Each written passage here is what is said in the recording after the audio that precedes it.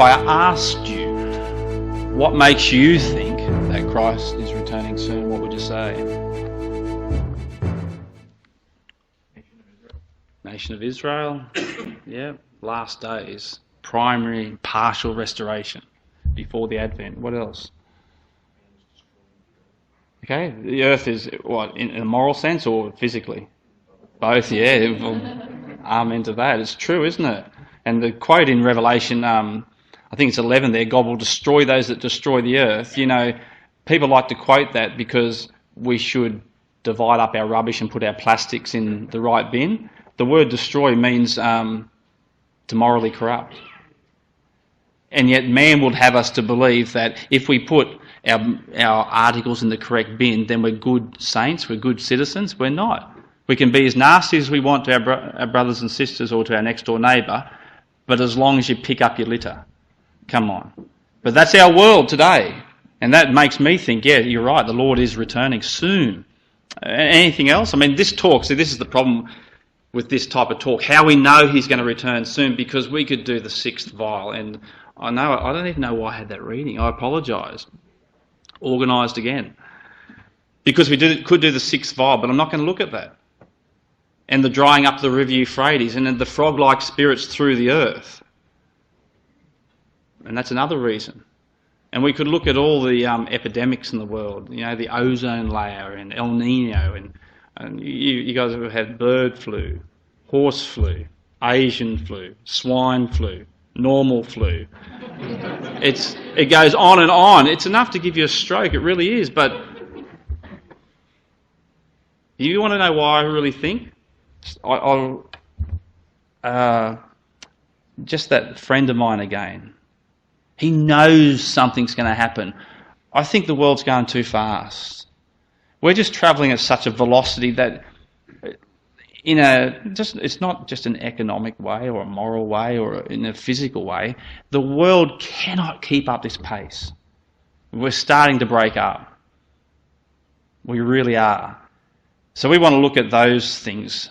What is it about this world? Like something's going on out there that's causing people to be exhausted. Like I'll give you some signs of the times, and you know, some of them are funny, but you'll feel like I do, always busy. Like I never have time poor. And we want to then ask ourselves, well, what sort of effect is this having on the truth in our life?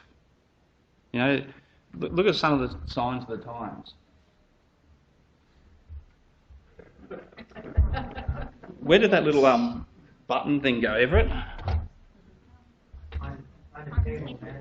Ah, there it is. Where I left it. That's true, though. It's heartening for anybody here that is a teacher. Are there any maths teachers? That's good, because I've got some maths coming up, and I don't know much about maths. Okay. A Texas man was booked for doing over 387 kilometres per hour. What's that in miles? 240. 240. I should have done the calculation, organised as normal, but that's too fast, isn't it? There's a racetrack. What, you don't think it's too fast? There's a racetrack in Australia called Phillip Island where they have the bikes, and they were lengthening the straight so that they couldn't even get to that speed on that. So they're going faster than the elite sportsmen. Beg your pardon? It's crazy. Things are out of control. But if they are, look at this. Evangelicals do that. Because you haven't got time. At least people say, well, if I pay $10, at least prayers are getting said for me. On your computer. 24 hours a day. People say, well, I know it's not right, but maybe you'll do something. You get to that point of desperation. I mean, this is not in the truth, but this is the world we live in. That's crazy. Time magazine reports kids burning out at 9 years old. There's the parents, you know, the vicarious parents. that are forcing their kids to music lessons, after-school tuition, to elite sports on the weekends and then training 2 or 3 nights a week, plus piano, plus violin. Like, I know some of these kids. No wonder the poor things are breaking down. Pushing, trying to live out their lives in their kids. But this is not a figment of our imagination. This is actually happening. I like this one. The woman's trying to develop a 5-day nappy. She said, I know, but... Oh, yes, sorry, a diaper. In Australia, they're nappies. She says, I just haven't got time. And the kid doesn't care. 5 days. You laugh at it. That's the desperation the world's getting to. These are true. Harvard uni man, he quit, hit the wall, had to quit. They checked him into the hospital and they ran some tests on him. Diagnosis came back, exhausted. He had to take a 3-month sabbatical. Couldn't even go back to work for over 12 months. So something's going on in our world that's causing people to be wheezing, overcommitted, exhausted, no margin in their life. You know as well as I do, we're all feeling this. Have you ever taken yourself to the dentist and ever said, like, I just can't wait to fall into that chair? Oh, mate, it terrifies me, going to the dentist. And there's reports of people falling asleep during root canals. Anybody ever had root canal? I'm just going to submit that that's not normal, okay?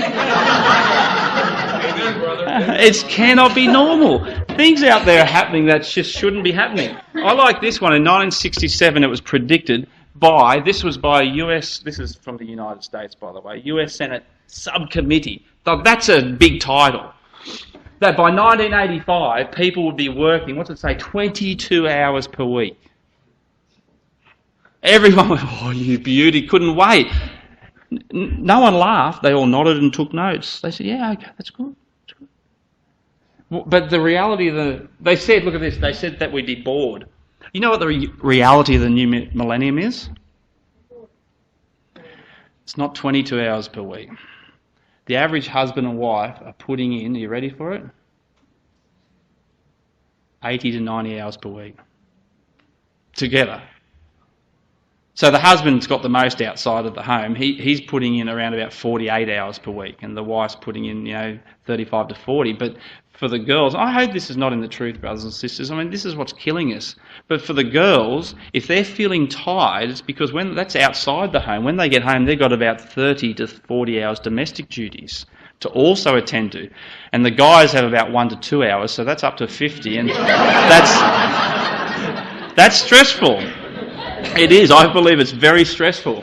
And so I love this because this is a maxim that no country in the world has ever transgressed. That is, no husband has ever been shot while doing the dishes. So, and it's getting scary out there sometimes in our homes. I sort of suggest then, brothers and sisters, brethren, if you're feeling scared, just go and stand at the sink. You'll be safe there. They look so happy. Some more epidemic symptoms. Everybody's feeling rushed. Who's going to deny that? I mean, we've got kids, haven't we? Who's going to say we're not feeling rushed? Every single morning. And yet I go through the same thing in my head each day. Why don't we just get the clothes and lunches ready the night before? Perhaps you do that. Our family doesn't work like that. And we pay the penalty. I'm serious. 36% feel rushed. The average manager, if there are any managers here, 202 times a day getting interrupted. 8 months of our lives are spent opening junk mail. There's never anything in it. Ever. We spend a whole year looking for misplaced objects, searching for them on our desk. Does anybody know how far the average misplaced object travels? 25 inches. This one is true, and the others are reasonably accurate. 2.5 hours sleep per night less than what we were in 1850. Now that has to have, and they've done studies on this, and they've proven it's got a significant effect on people's physicality. Think about that. It's down to 7 hours. You can't work like that. Does anybody know how many hours a night Einstein had? I think I've got him here. Does anybody know? 4. He had 11 hours a night. There's a quote by a US NFL player, a footballer. I only need 2 hours sleep a night. So if you've got Einstein in one hand and the NFL footballer in the other hand, who are you likely to believe? Now think about that. I always wondered why his hair was so bad too. But 2.5 hours less sleep, and it goes on and on. Is it a figment of our imagination, brothers and sisters, or is something going on in this world out there? I believe something's going on. All our life is taken up with rush, all the time. It never ever stops. There was a survey that came out of Israel where what they did was they got these burnt out people and they measured all the burnt out parameters. They said, this is what a burnt out person looks like. And they gave these people a 2-week vacation. And they managed to decompress all the burnt out parameters so that these people were starting to feel good again. And they were. Their lives and enthusiasm for life had actually returned. But the problem was, as soon as they stepped back on the day-to-day treadmill, within another 2 weeks, they'd reached baseline burnout again. Straight away. Whereas once the older brothers and sisters amongst us would take a week off in, when's your summer holidays? Just gone, July, August. You take a week off and you go and rent an old mouldy cabin somewhere down by the beach and you just get a book and just vegetate for a week and read the book and you'd be right again. You'd feel revitalised and you'd be good for another whole year. See, that sort of therapy doesn't work anymore. We've got to start to learn. We have to learn, actually, brothers and sisters, because this is going to happen to us whether we like it or not. We have to learn the secret of ongoing renewal. Renewal every day, of actually tearing away from the busyness of life, that treadmill, and actually securing for ourselves and our families, personally and for our families, some quiet time, some God time, some reflection time, some time to pray. And if we don't, all of this will happen to us. It's happening to our cultures in all the world, all the Western societies, with all the time-saving devices, the most stressed-out countries. This is where it's all happening. Something is going on in our lives, and I believe it's toxic to the truth. It's squeezing the truth out of our life. And for those of you that are still here and remain, I believe it's squeezing the life out of the truth, the heart that pumps here, the enthusiasm for the truth, the desire to preach, the desire to bring somebody to the hall. We haven't even got the energy to do things like that sometimes. These are some of the things that tell me that the whole world is environmentally, mentally, economically, physically exhausted, and we've got to judge it. Because if you dip the bucket into the well and you pull the bucket up, there's got to be something in the well, isn't there? There's got to be something in the bucket. And if your well is dry, brothers and sisters, we've got to work out ways of renewing our resources. We really do. For the older ones amongst us who have retired, maybe you still feel it. Maybe you do feel rushed. I'm going to show you a few things which are undeniable. Now, what's the reason?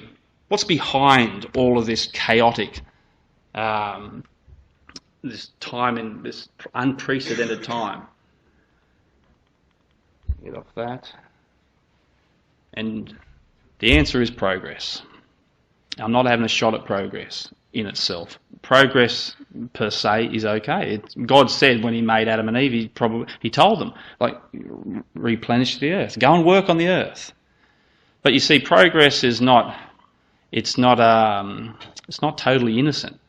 Because progress doesn't just give us good things. It gives us a lot of bad things as well. And progress works in these three ways. And these, I promise, are the biggest words you'll hear from me all weekend. Differentiation, proliferation. Thanks for that, Jordan. And combination. Now, obviously, the last two, proliferation and combination, we can work that out. Many of more things in a complex and combining way. But what's differentiation? What's all that about?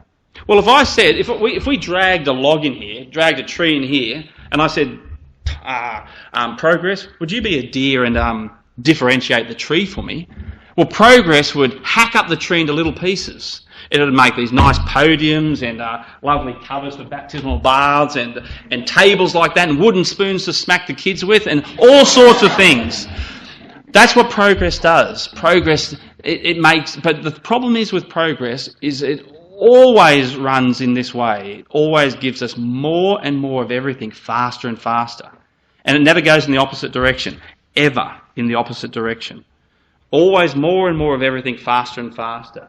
But stop there. Is everything that progress is giving us good?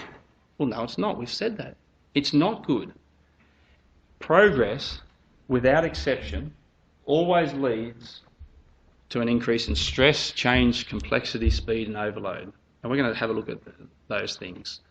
Because they're the things that tell me that Christ is about to return to the earth. And all of these things, and we'll look at a graph soon, if you graph them, in the last days compared to 50 years ago, have all reached exponential curves. And this is where the maths gets a bit difficult, and I'm going to try and explain it to you.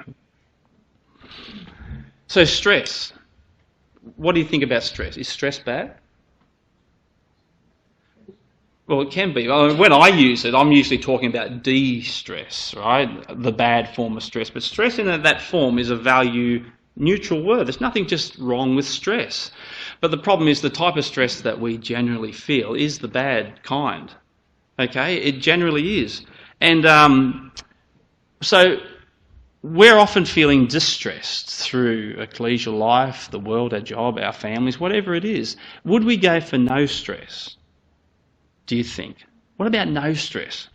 Well, you need some stress in your life. If we just parked you here in the chair and had you stare at the wall for 6 months and gave you no stress, you would literally be dead.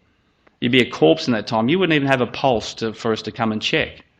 And then we think, well, what about low stress? Because we don't want dead. What about low stress? Well, it sounds tempting. I think, I could probably do that. But you know the kids out there, they've got a word for the low stress environment. Anyone know what it is? It's boring. That's right. Boring. And we don't want boring any more than they do. It's just that it's been 10 years since you were there. So we forget that we don't like it either. But I can guarantee you won't like it for long. They've done, what about high stress? They've done studies. Sorry, I'll continue with that. They've done studies between the low stress environment and the high stress environment for a whole month, and people always come back and say they want the high stress environment. Think about that. You'd like to make that choice for yourself, but we'd all choose the same thing. No one wants boring. We don't want dead. But too much of stress, it's the spice of life, but too much of it is, as we said before, it's too toxic. Because if we push beyond a certain limit, guaranteed and reliably, things will break down. Things will start to deteriorate. Like we'll talk about speed. You can have enough stress. And you can even have more stress in your life. But too much stress, things will break down. And I don't know, brothers and sisters, you'll probably know some that have had breakdowns. I know brothers and sisters back at our own home. It's actually terrible, but it's a true thing. You're going to have problems because stress causes your brain to surge with adrenaline. And adrenaline's good if the car's lying on top of my friend, because I can pick it up and get my friend out from underneath it. But if I live on adrenaline all the time, the stress and worry about the kids, the stress and worry about my family, the stress and worry about my ecclesia, the stress and worry about my job, if you're always running on that adrenaline, you will burn out. And you'll have a problem with what's called in your brain your hypothalamus. And then serotonin issues. And if you know what I'm talking about, it's highly likely that you've been there, or at least you know somebody that has, or you've studied it yourself. There was a brother back home, lovely brother, loved him so much. And he was so busy, super busy, and I wanted to say this because this is in terms of the truth, because some people, they build their reputation on busyness, and a mark of always having something to do and being on that committee and this committee and having that talk and teaching Sunday school is a sign that they're living the truth. Well, brothers and sisters, this poor brother, he was one of those brethren. Super faithful, an innocent brother, but busy at work and busy in the ecclesia, and he finally gave out. What happened to him? Well, for 2 weeks he didn't sleep. He sat there on the lounge, ate his meals with the family like normal, and when they all went to bed, he stayed up and he stared at the wall and he sweated for 2 weeks. His body, it just, something inside snapped, something gave way. And he was off work for 6 months. Now, there's not a lot of difference between being that busy and being into that place. It finally took him 6 months to put the wheels back on the wagon. And he even says to this day he could never get back to where he was before. He doesn't feel within himself as strong as what he was before. He went through the first 15, 18 months still with those shakes. Now, I know what happens in the world around me. I work with colleagues. If you're stressed, you go to the doctor. What does the doctor do? I know, but back in the old days, he'd sit down and have a chat. Do you know why? He'd have time. He's time poor as well. He's super stressed. They don't have time anymore. They're only halfway through the diagnosis. They just write the prescription, hand it over to you. And as soon as you take those pills, and we live in a world of self-medicating, a self-medicating population, and brothers and sisters, we're not immune to it in the truth. I know that's a fact, and I probably know it's a fact here too, but I'm just saying from someone coming from outside who knows what it's like in the places that he's come from and lived and seen, we can self-medicate, and you become addicted to that because it makes you feel better. You don't have to slow down anymore because you reach the stage where you're totally exhausted and you take that prescription, you take those pills, and all of a sudden you feel 6 foot tall and bulletproof again, and you're ready to go. But the point, your body has got you to that point. And all the warning signs are there to slow down, man, because you are going to break apart. And you take them and you keep on going. And the crash, when you crash and burn, it's bigger and worse than you could ever imagine. Now that's in the truth. And the whole world is spinning out of control like that. So these are what tells me, brothers and sisters, that we are really living in the last days.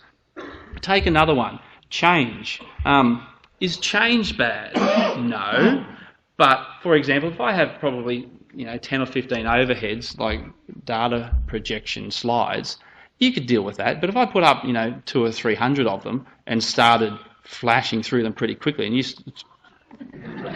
started blinking like that and trying to bite your ear, you'd know that that's too much change. We have to deal with change every day. If I said I'm going to give you all $100, that's change that you have to deal with. That's okay. That's good change. We can handle that. But if I said I was going to take $100 off you, that's more difficult to actually, compute in your mind. Let's talk about change for a second in terms of, well, first of all, how about this for an example? If I took a piece of paper, everyone's done this at school. How many times can you fold a piece of paper? Yeah, about 6 or 7. I think for the strong ones it's 7, I think you can get out of it.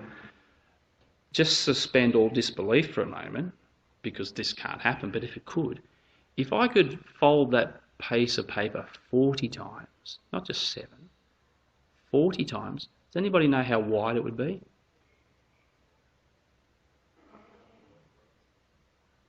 A couple of microns.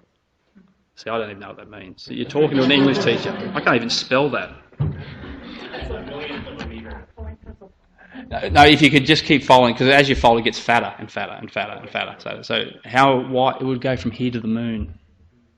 Now, I don't know if your intuition told you that, but I hear there's some good scientific theory behind it. You can go and look it up. The population is one way I'm going to illustrate this to you. Guess how long it took to get our first billion people here on Earth? A whole billion. That's a lot of people. 1,800 years. Finally. I don't know who was counting, but 1,800 years, finally they got the first billion people. So that's, I mean, we're not including the flood and all that, so I'm not sure how all that works, but say from the Lord's time. 1,800 years. That's as far back as we've gone. The second billion only took another 130 years. And then 3 billion people 30 years later. And then 15 years later, 4 billion. And so forth and so on. And we've reached 7 billion, haven't we? Now think about that. As words on a page, it's probably I'm the same as you. That means nothing to me. But if we graph that, this is what it looks like.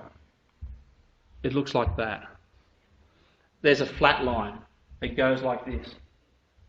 And even that doesn't do it justice, because you get around to the 1830, the 1900s, that time period which we're familiar with because that's recent history, modern history, and the graph takes a right angle bend and a thrust almost vertical, a J curve, a hockey stick curve, whatever. You've probably heard these terms before. And for all the older brothers and sisters, the older ones that may be 60 years old and over, who find it difficult to understand the young people, who find it difficult to understand why there is so much change and why the young people can't sit still and why this culture around us always wants a variation. What's wrong with having the same? It's because, and this is a realistic, a literal fact, that you were actually born on that flat line or just before the curve, when things were slow and measurable and things were linear. We didn't have these types of graphs before about 1950, 60, 70. People start, and the problem is with exponentiality is that your intuition is always behind the curve. It's impossible to predict what it's going to give and what it will produce. And from day to day, because we don't bump our heads on exponentiality, it largely goes unnoticed until somebody says, hey, stop, let's just have a look at this for a moment.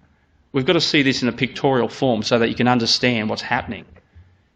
My father used to always say to me, what is it with people these days in stress leave? When I was a young fella, I didn't need any stress leave. That's right, Dad, because life wasn't as stressful back then as what it is today. Do you know that we have to, modern man, modern woman, has to learn to negotiate over 20,000 pieces of machinery? 20,000, which range from things like this, the gear stick in the car, the air conditioners and so forth. You think about medieval man, go back there. Medieval man would buy, the Daily Times, the Saturday paper, which is about that thick, and in that paper there's more data than what he would consume in a whole lifetime. And we read it on a Saturday. And we go, gee, I feel stressed. And we start ticking again. These things are true. Here's another way of looking at it. The Pacific Ocean. 100 million square kilometres. Does anybody know how to describe it? A good word that comes to mind is big. There's room for all the land mass on Earth, just in the Pacific, not all the oceans, just the Pacific Ocean, plus another Asia you can fit into it. Asia's big too. Now let's assume for a moment that it dries up and it's got no water in it, and it's our job to fill it. And I'm going to bequeath to you a single drop of water, and we're going to double that drop from 1 to 2, from 2 to 4, from 4 to 8, it's from 8 to 16, you understand? It's from 16 to 32 drops, from 32 drops to, it's getting out of my hands now, 64. So we've doubled, that was about 5 doublings. So how many doublings will it take until the Pacific Ocean is filled again? It's full. How many do you think? 60? There's always someone that ruins it. I expect someone to say like me, 10,000. But But thanks, brother. You're almost right. It's pretty close. You're not allowed to answer any more questions. No. I'm just kidding. 80. Only 80 doublings. And by the 5th or 6th doubling, we only just got to 120 drops. And look at this too. In fact, at the 70th doubling, which is only 1/10 full, it's even smaller. You could put it as a pixel. I couldn't even get the dot smaller than that. At the 70th doubling, it's 1/10 of 1% full.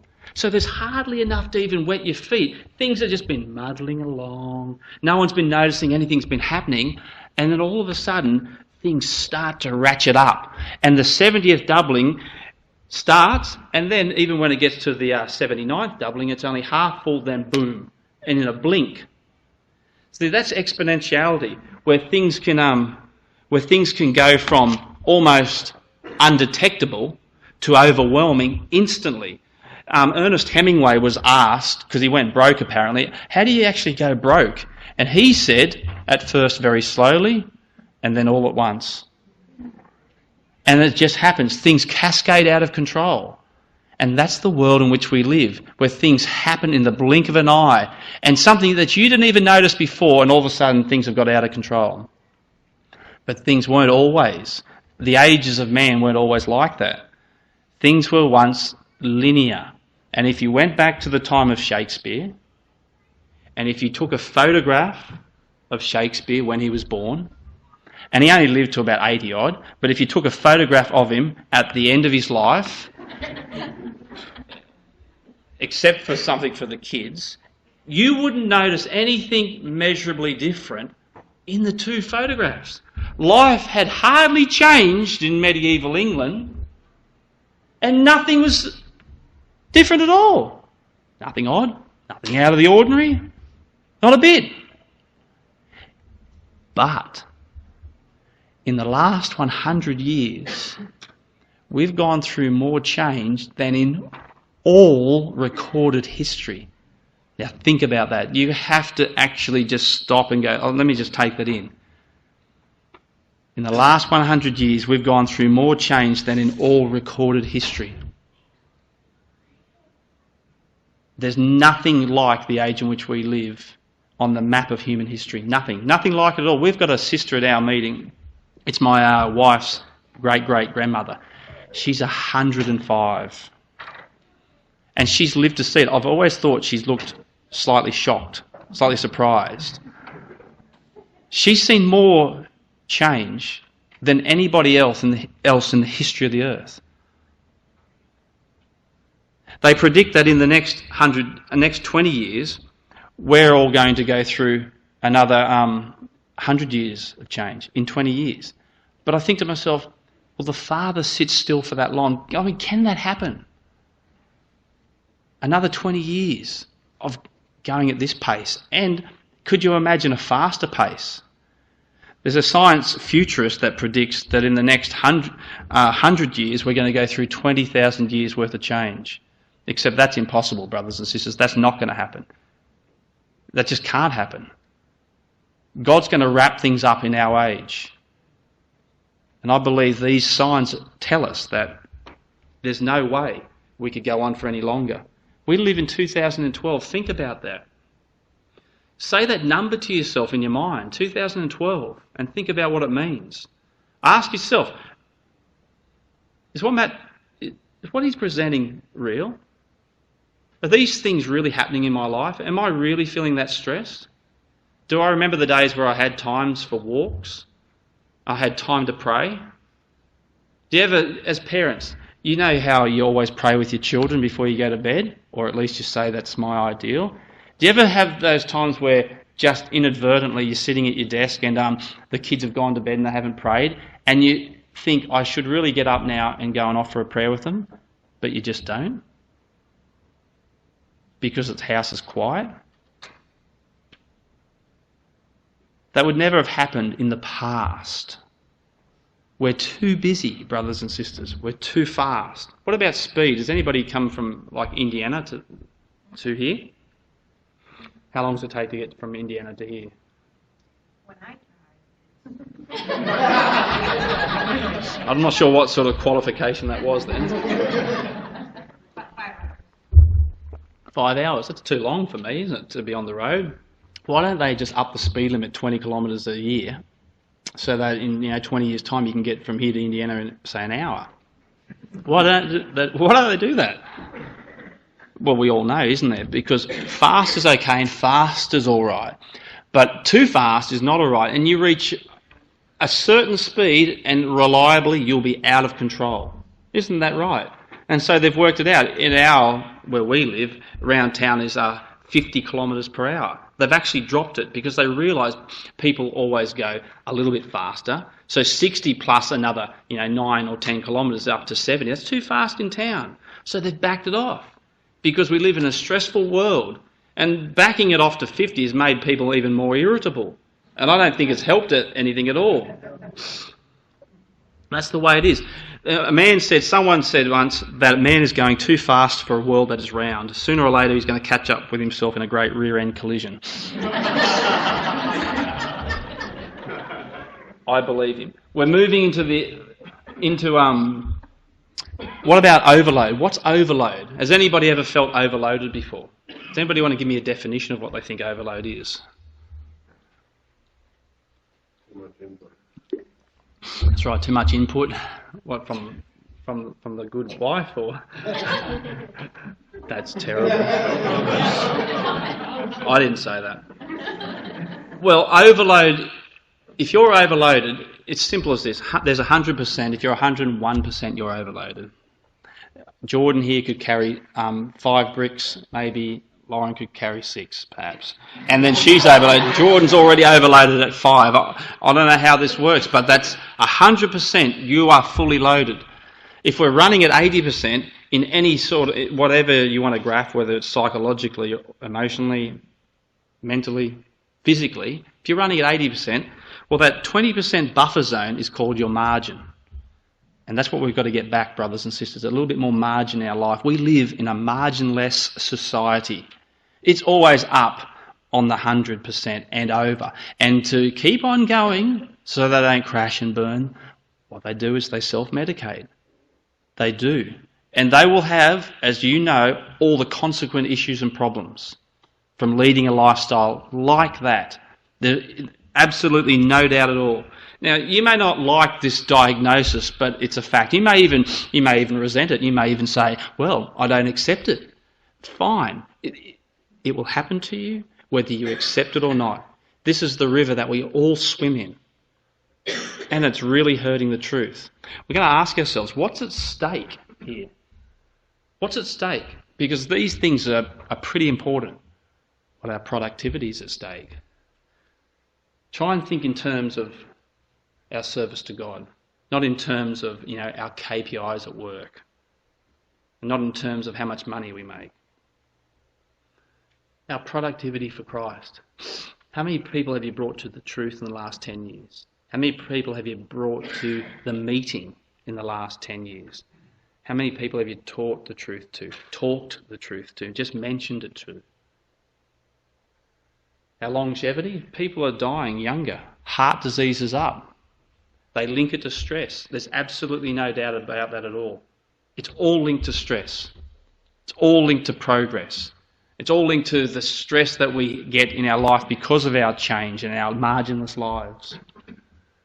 What about our morale and our excellence for Christ and our enthusiasm, like joy and our passion for the truth? Joy is an early casualty. Do you know it appears hundreds of times? Blessing, blessedness, joy, happiness in the Bible. Brothers and sisters, it is our birthright to be joyful for Christ. But where's the joy? Gone in our service to Him. Even our efficiency, And what about you? What are your symptoms of overload? You'll find yourself up there. All of us are up there somewhere. Different sets of symptoms perhaps for one another. What about this? Abnormal sleeping or eating patterns. Ever come home from a meeting, brethren, and can't get to sleep because you're worried about the ecclesia? Can't sleep. You know, my problem is not sleeping. I can sleep. No matter how stressful the world is, I've never had a problem with stress, and that's not my problem. But I get apathetic and I withdraw. I don't have much depression. I don't have Mondayitis or I can't get out of bed. You ever had that? Can't get out of bed, just cannot face the week. That's what some people experience, but I get irritable. My wife doesn't like me when I get stressed. She says, who are you? Where'd you come from? Did I marry you? What planet are you from? I've got to get some more margin in my life so that I can maintain my relationships, not just with her, but with you and my children. Fatigue and exhaustion. All those things. Just nod to me. Can you see yourself up there? The problem is with us, we don't, like if you're driving your car down the interstate and something goes wrong with your motor, you have a red light that flashes on the dashboard that suggests to you that you should perhaps pull over and get the motor seen to or checked. But we don't have a red light on the end of our nose going blink, blink, warning, warning, that you've got a problem. We've got to be aware. We've got to be acutely aware and sensitive to our own symptom complex. What is going on in our body? When I start to get irritable, stop and check myself. Matt, what are you doing? You're not a nice person today. Well, maybe because you had a flat tyre and you had all these list of things you wanted to do. And if you could only do them, well, you'd be really maximally effective. But, mate, you've just lost it. Got to pull back. Maybe we need to pray more, brothers and sisters. I'll role play for you what I mean. You need to know your individual symptoms. So over here, I think this is my limit, is 80%. Here's 100%, and here's 120%. So at 80%, who's the secretary or the recorder of an ecclesia here? Don't worry, I won't ask you to come up on stage. Okay, I'll just introduce Brother Jordan again. Brother Jordan's organising Paris Avenue Bible class and so forth, and you get the phone call from Brother Jordan at 80%. So you've got a whole raft of margin there, and you're feeling really good about life. Close to God, you love your brothers and sisters, and you got all the joy for the truth and all the passion. And Jordan rings up and says, you know, Brother Matt, could you fill in for Bible class this Wednesday night? You have it on Wednesday nights? This Wednesday, because, you know, the poor brother, he's really sick and it'd be a shame to cancel Bible class. And you go, you know what? It would be a shame to cancel Bible class. Well, you know, I've been doing some study lately. I've got a bit of time on my hands. You know, thanks, Brother Jordan, for asking. I'd love to do Bible class for you.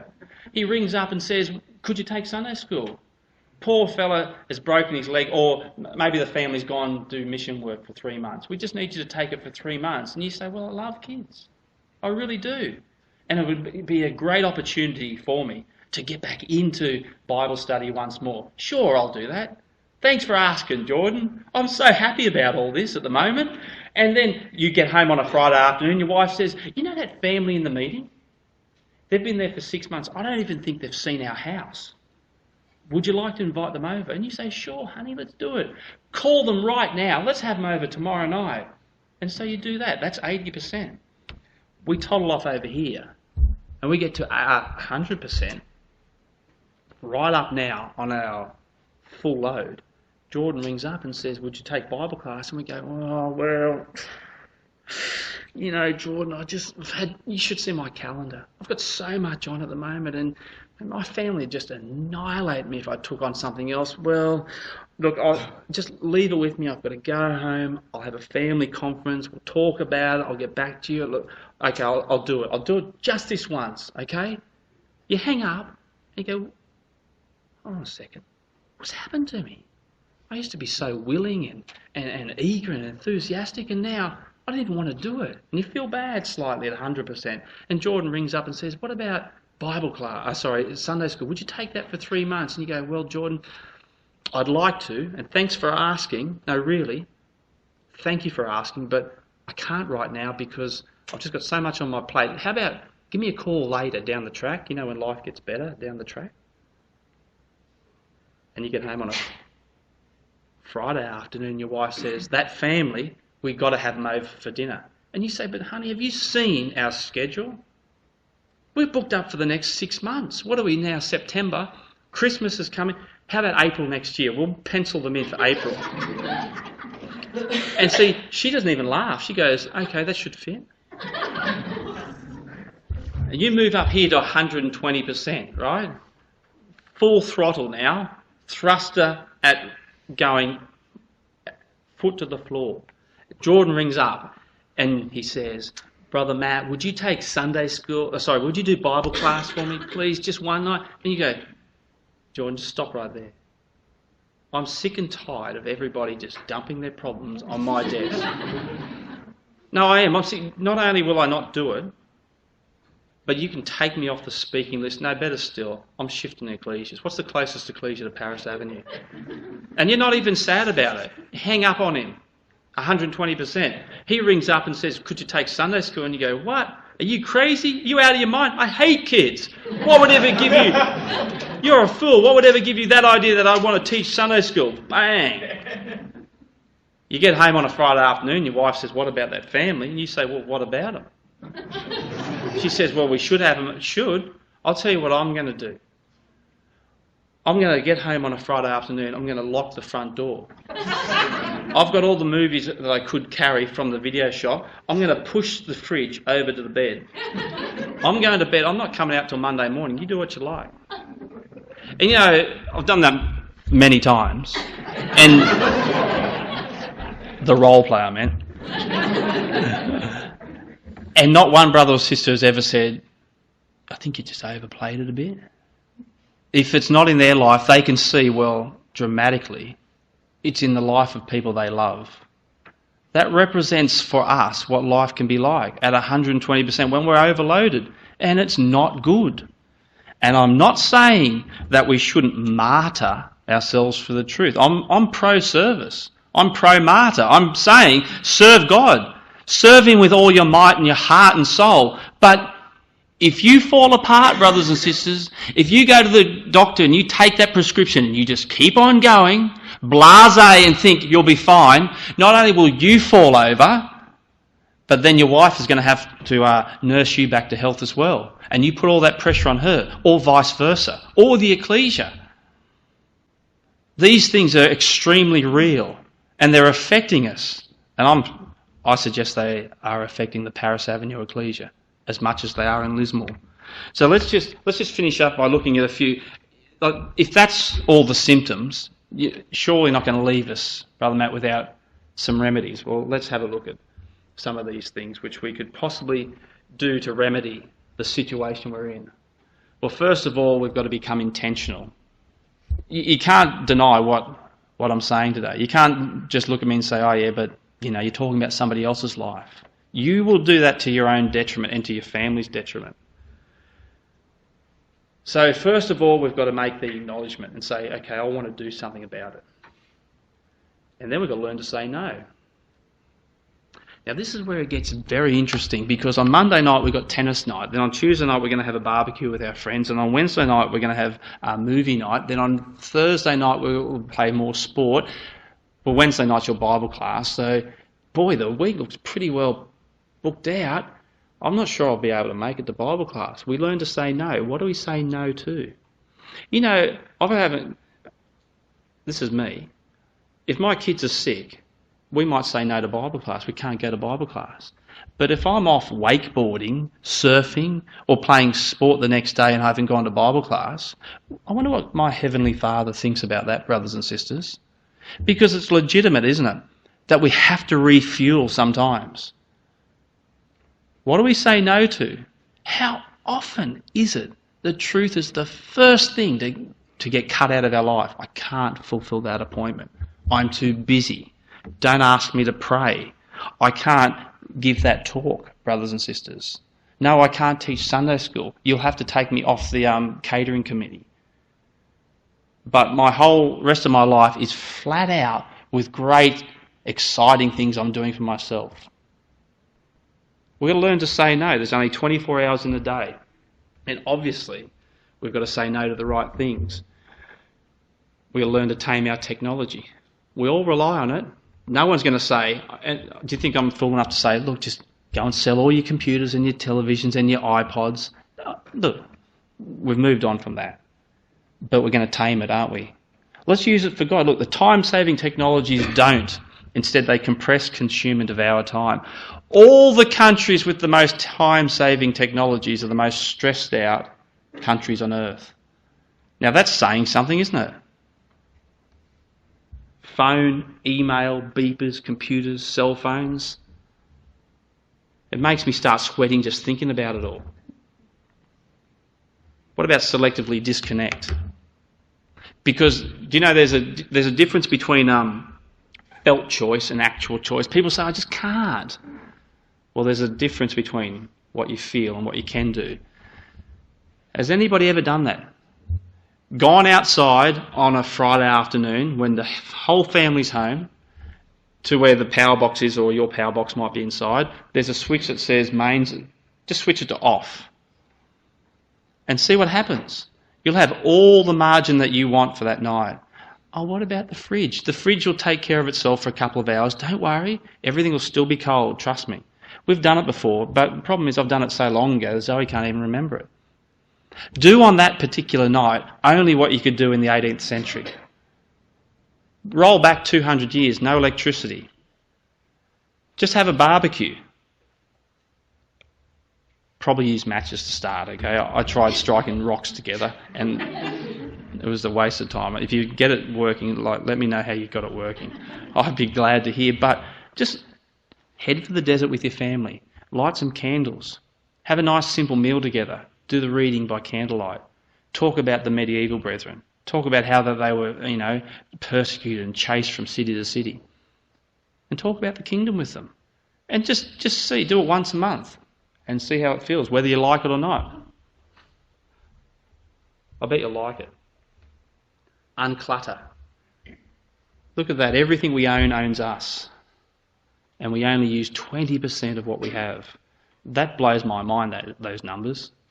20%. We only need 20%. I mean, where do they get these numbers from? And I want to know how they got into my house in the first place. I could literally go home and get rid of 80% of the things that I own, and I could still have a quality and a comfortable life. And you know what? I believe that. I believe it. We need to cultivate contentment, and we could talk for a long time about that. There's no threshold of satiety provable in economic theory. Think about that. So you would think if I just had this much, there'd be enough. And they say it's never been proven that enough is enough. People always want more. In fact, because of progress, they're getting used to the fact that they're getting more and more of everything faster and faster. Anything they want now is at their fingertips. We need to slow the pace and we need to hurry less. And I don't know about this one, what it's like in the States, but in Australia, this is way out of control. You know, massive debt has been normalised in the last 20 or 30 years. What once was maybe a few years' wages of debt is now, it is way out of control how much people owe. And the banks were stupid enough to give the money away. And you know what happens when you owe too much? Well, you've got to work harder. And if you have this particular type of house, now it's not just the husband, the wife must work. She's tied to that for 20 or 30 years. Is that the way you want to live the truth, brothers and sisters? It's not the way I want to live. I want to nourish the relationships at home and here at the ecclesia. So I can sit and talk to people, not hurry through the crowd, and race out the door, shaking hands with 100 people as I leave. I'd rather talk to 2 or 3 people and have a good conversation with them than 200 or 300 that you don't even really touch. But I haven't got time. So better off just waving as I go by. Is that effective? It's not effective. All these things tell me, brothers and sisters, that we live at a time when Christ is about to return. We're going too fast. The world cannot sustain this type of speed.